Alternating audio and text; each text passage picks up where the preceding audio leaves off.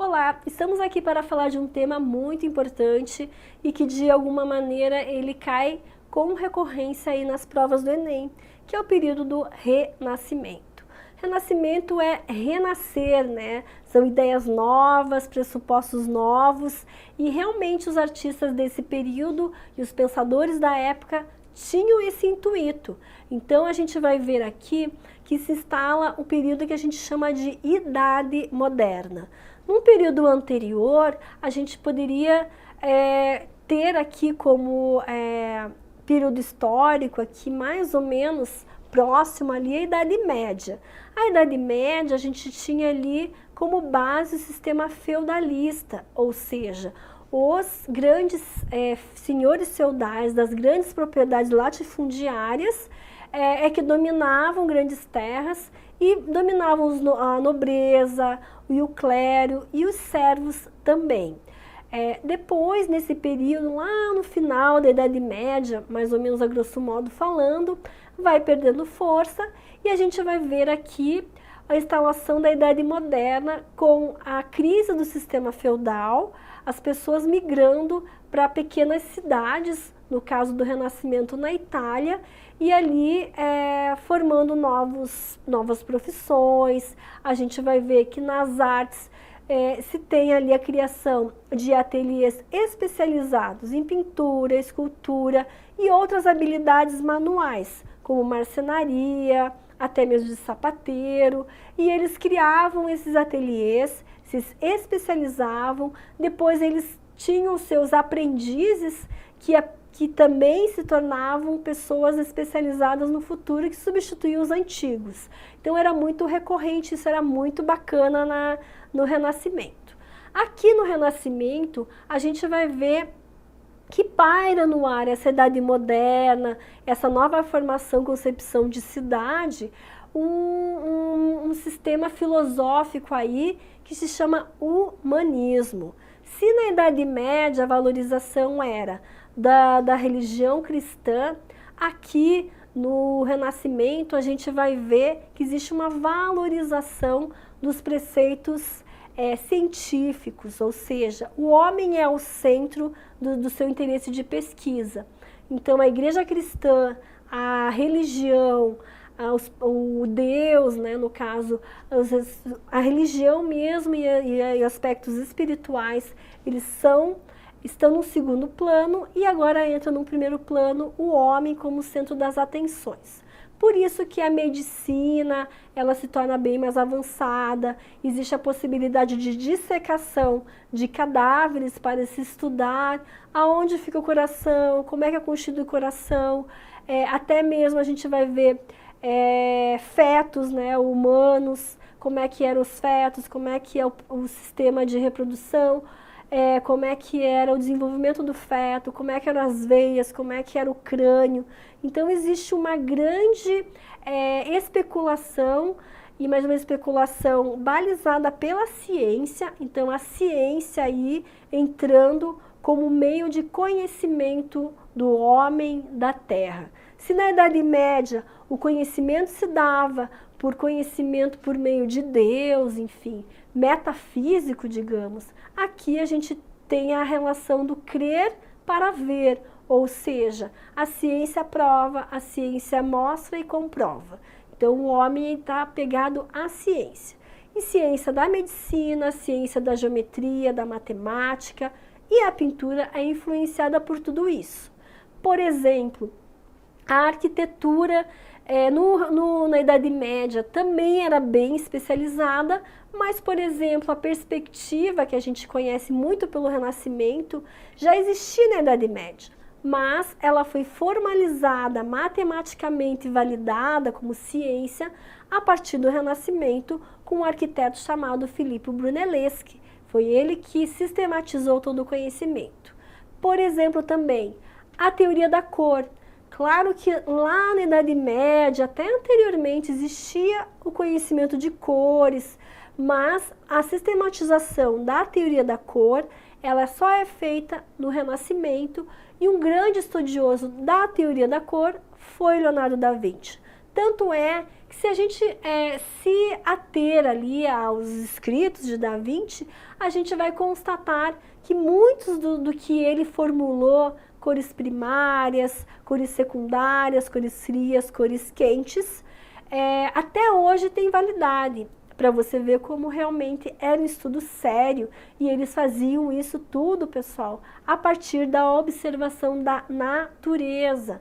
A natureza era o seu grande objeto de estudo, e isso fazia com que eles tornassem científico e sistematizassem esse conhecimento. Então, aqui a pintura não era só uma pintura que era feita para só contemplação, mas ela também era feita por conhecimentos científicos, teoria da cor, a perspectiva, técnicas de desenho, técnicas de pintura, como claro e escuro, criado por Da Vinci também. A Mona Lisa tem essa técnica inventada aí por Da Vinci. E o importante aqui também é a primeira vez que a gente vê aí os artistas sendo reconhecidos com nome próprio.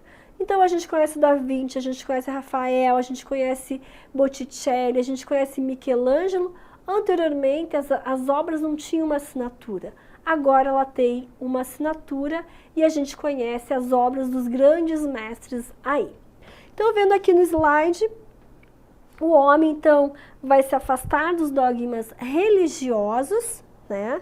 Por isso que a gente vai ver aqui no lado a pintura de Botticelli, que não tem nada de religioso, mas tem um caráter mitológico. O objetivo do artista aqui era representar o mais fiel possível o mundo empírico. Então aqui entra o Da Vinci. O Da Vinci vai entrar ali na alta renascença, né? Mas aqui eu coloquei um exemplo só para a gente pensar o quão preocupado eles eram. Então a gente vai dizer que a preocupação deles era com a mimesis, que era buscar retratar o mais fielmente possível a realidade. Então eles achavam que a pintura era um recorte da realidade. Então eles tentavam reproduzir num meio bidimensional o nosso mundo tridimensional, ou seja, eles tentavam reproduzir alguma coisa que via, que era do mundo externo, e por meio da pintura. Por isso que eles criavam técnicas ilusionistas para dar esse efeito de a gente acreditar que era o mais fiel possível. O interessante aqui também é que nesse período, essas técnicas, até hoje, assim, se a gente for ver, alguns artistas se preocupam muito, mas a perspectiva, por exemplo, ela caiu por terra, pelo mesmo período histórico, lá no impressionismo, que eles tentavam abandonar essa valorização do desenho e da perspectiva, para dar noção de ilusão, de profundidade. A gente vê muito aqui no Renascimento, e no decorrer da história ele perde força, mas demora muito tempo para ele perder essa força de tão arraigada que a nossa cultura ocidental. Ela tem uma influência lá do período greco-romano, da harmonia, do equilíbrio, da simetria, e agregado a tudo isso, esse conhecimento científico. Então, juntando tudo isso, a gente tem a arte renascentista. Aqui eles tinham, então, métodos de ensino em ateliês eram mais individualizados, ou seja, eles tinham seus aprendizes. Os seus aprendizes, eles tinham a sorte, né, de, por exemplo, estudarem com Da Vinci e poderem aprender todas as técnicas de Da Vinci. E depois eles poderiam se tornar um grande artista. Algo muito interessante também, como eles usavam o afresco. O afresco é uma técnica de pintura que ela é feita diretamente na parede. Então, imagine um cimento fresco, ainda úmido, e o artista, ele inseria sua pintura nesse cimento fresco, e quando secasse, ela impregnava e fixava, e extremamente duradouro, porque tem obras aí de mais de 500 anos, afrescos de mais de 500 anos, que estão duráveis. e de grande formato, ou seja, em grandes paredes, né, em grandes construções arquitetônicas. Então ela tinha aí um impacto muito grande com as pessoas que observavam essas pinturas. Então é interessante então que eles usavam esses afrescos, né? E como eles eram grandiosos, às vezes os pintores, os artistas principais não tinham tempo também, às vezes tempo hábil, porque era uma encomenda de fazer tudo. Então, como eles tinham esses aprendizes nos seus ateliês especializados aí, às vezes a concepção, todo o desenho, o esboço geral era do artista principal, no caso Rafael. E no caso, para finalizar a mão, pé, uma asa, algum detalhe, ele chamava os seus aprendizes que terminavam, que finalizavam a sua obra. Então veja que interessante aqui, né, pessoal? Por quê? Porque eles, a gente pensa que toda a obra foi feita por eles. Não, eles usavam também desse recurso dos seus aprendizes que tinham tanta habilidade quanto eles para ajudar na concepção de obras, no caso de obras grandiosas. Voltando aqui para os slides, eles tinham um treinamento manual extremamente valorizado e por isso então eles tinham um domínio técnico dos instrumentos e essas técnicas ditas artísticas. Eles faziam estudos, aqui estou mostrando, no caso a Santa Ceia de Da Vinci, para ele chegar a essa obra, foram estudos da perspectiva, da composição, de cada um dos personagens, como a gente vê aqui do lado direito, que é só um esboço, não é nem a obra final que é feita em pintura, e imagine o quanto era elaborado os desenhos, né? E isso tudo na pintura muito mais elaborado. Então, o Da Vinci é um clássico, pessoal, assim, ele era um pesquisador incansável. Ele pesquisava como desenhar mão, então tem estudos dele desenhando vários tipos de mãos, em várias posições, pé, tecido. Quem desenha sabe que é muito difícil dar volume para tecido, isso fica parecendo um pedaço de papel, né, rígido. E ele estudava, que eu digo, observando e desenhando, até conseguir dar veracidade nas coisas que ele retratava. Então, era um estudo muito especializado e aprofundado. A perspectiva aqui, ela foi um marco aqui para a história do todo o pensamento e construção arquitetônica para as artes ocidental. Então, ela é fundamental, que é dessa noção de profundidade, essa noção de volume para as coisas. E o Philippe Brunelleschi, como eu havia comentado, foi o arquiteto renascentista, então, que formalizou esse pensamento, essa técnica de matemática, né? Então, a arte se apropria de técnicas da arquitetura, de geometria, da matemática, inserida na arte, por isso que pintura era praticamente considerada aí uma ciência. Voltando aqui para os slides, então, a pintura renascentista fazia uso dessa perspectiva, então veja aqui uma obra de Rafael, lado esquerdo, que tem essa noção de profundidade, veja a riqueza de detalhes, pessoal. Uma obra simétrica, uma obra com uma harmonia, então a gente vê que eles se apropriam dessas colunas do período greco-romano, essa questão de simetria é muito valorizado e eles trazem isso tudo com o uso da perspectiva, então eles dão uma veracidade muito maior do que as pinturas feitas anteriormente. Para dar essa noção aqui de profundidade e de volume, isso explorado ao máximo, né? Que a gente vai então chegar aqui na Alta Renascença. Então o Renascimento tem esse período anterior aqui, que seria o pré-Renascimento, digamos a grosso modo falando, e a Alta Renascença. O que seria a Alta Renascença? É quando o Renascimento está no seu melhor, no seu auge, ou seja, aqui os artistas conseguiram já atingir um grau de maturidade técnica excepcional a ponto de realmente causar uma impressão muito boa e serem artistas extremamente importantes, reconhecidos no período. Então aqui eles se orientam por ideais de perfeição, harmonia, equilíbrio e graça, simetria e proporção das figuras. Então aqui, esses elementos aqui, eles estão também se remetendo à arte do período greco-romano, e os artistas principais aqui da Alta Renascença são Michelangelo, Leonardo da Vinci, Rafael, são os que a gente na verdade mais conhece, né, pessoal? A gente ouve falar Renascimento, a Mona Lisa, Leonardo da Vinci.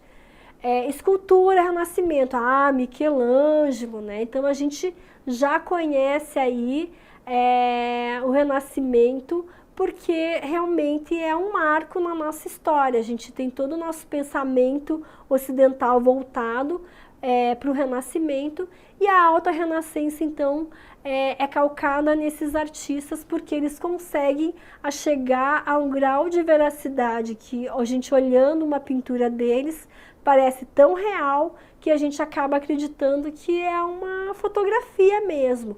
A pintura deles era praticamente fotográfica, por isso que daí eles conseguem ali aliar várias questões. Então, retomando aqui, na Alta Renascença, os artistas chegam a um grau técnico muito grande, eles pegam pressupostos lá da arte greco-romana, como simetria, harmonia, equilíbrio das formas, das proporções, né? Tanto é que a gente tem aqui o homem vitruviano, que também se tinha um estudo que é de Leonardo da Vinci, esse homem vitruviano, que eles pensavam na proporção das figuras, que era muito importante aqui para eles. E isso tem muita relação aqui também com a proporção das coisas, né? A gente vai a lei áurea, então os pontos áureos. Aqui era o momento em que eles estavam estudando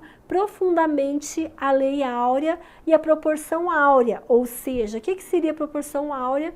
Que na natureza, isso foi observado, que na natureza tudo cresce proporcionalmente, ou seja, um ser humano, quando ele é bebê, ele tem tudo proporcional. A cabeça é pequena, os braços e as mãos são pequenas, e à medida que ele vai crescendo, tudo cresce proporcionalmente. A cabeça cresce de maneira proporcional aos braços, a mão, as pernas, isso tudo é uma lei da natureza, e que os artistas e os cientistas da época observaram, né, que isso aqui na natureza acontece também. As árvores crescem proporcionalmente, os caracóis, as conchas também crescem proporcionalmente, assim como tudo na natureza.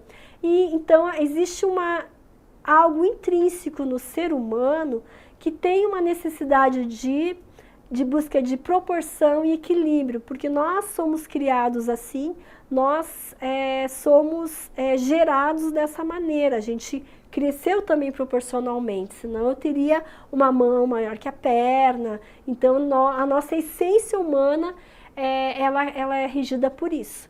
Então aqui o homem vitruviano que a gente viu aqui do Leonardo da Vinci é falar desse estudo da proporção humana, que também reflete na pintura. Por exemplo, o Leonardo da Vinci não vai pintar a cabeça da Mona Lisa muito maior que o corpo dela, as mãos não vão ficar agigantadas, porque ele se apropriava desse conhecimento científico da proporção áurea para criar essas pinturas. Então ele tinha um estudo muito grande da anatomia e respeitava essa ordem da proporção do tamanho das coisas, da relação do tamanho da figura com os objetos do seu entorno também.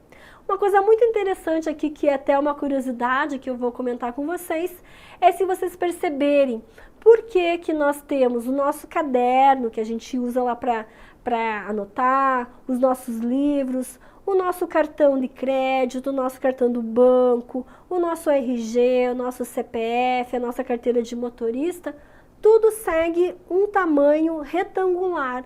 Vocês já pararam para pensar por que não é quadrado? Por que não é redondo, não é triangular e é retangular? Porque segue a lei da proporção áurea, que isso provavelmente na matemática lá vocês vão estudar mais detalhadamente, que eu não vou nem aprofundar, que não é a minha área, mas grosso modo falando, é porque essa proporção áurea retangular, é o que mais atinge esse grau de harmonia e equilíbrio que nós intrinsecamente precisamos. Então, esses formatos são formatos que agradam ao nosso olhar. Por isso que as pinturas, por exemplo, de Leonardo da Vinci tinham aquele formato retangular que seguia essa proporção áurea.